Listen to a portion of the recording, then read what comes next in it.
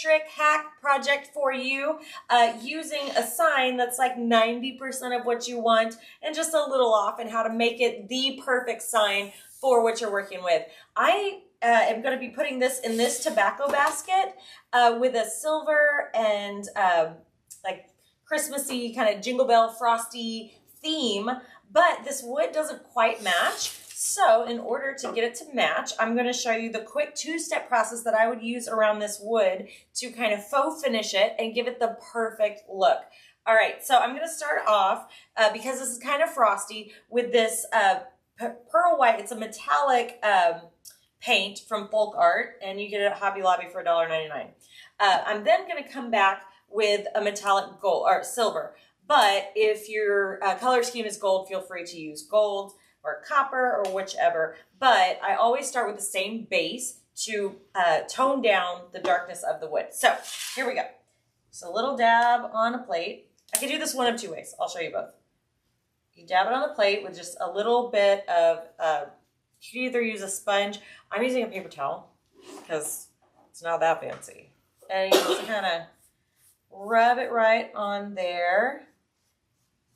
Be real careful towards the inner side so you don't actually get any drippage on the sign, or this part of the sign. There you go. And just kind of rub it on there. See how this is kind of pearl? Now, if what you're working with isn't metallic, don't sweat it. Just grab a regular white.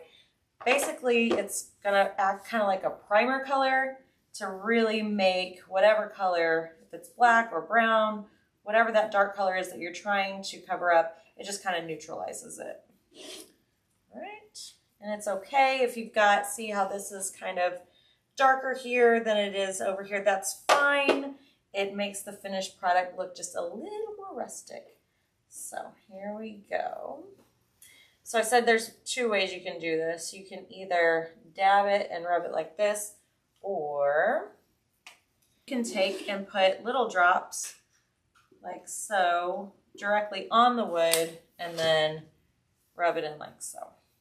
Either way works, and they work just fine. All right, here we go. Here we are. And we're just doing the first coat here. Come around the outside. I'm not super concerned about the outside just because it's going to be covered up in the wreath, but just for cohesion, let me kind of flip this around and show you. I'm just giving it one good swipe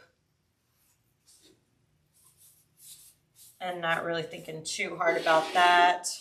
Definitely make sure you put down a mat or something so that you're not adding this paint to your table or any other surface. All right.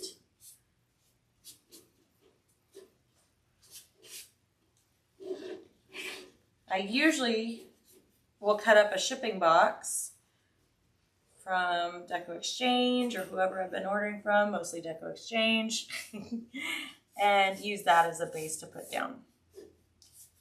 All right, ship shape. That is our first layer.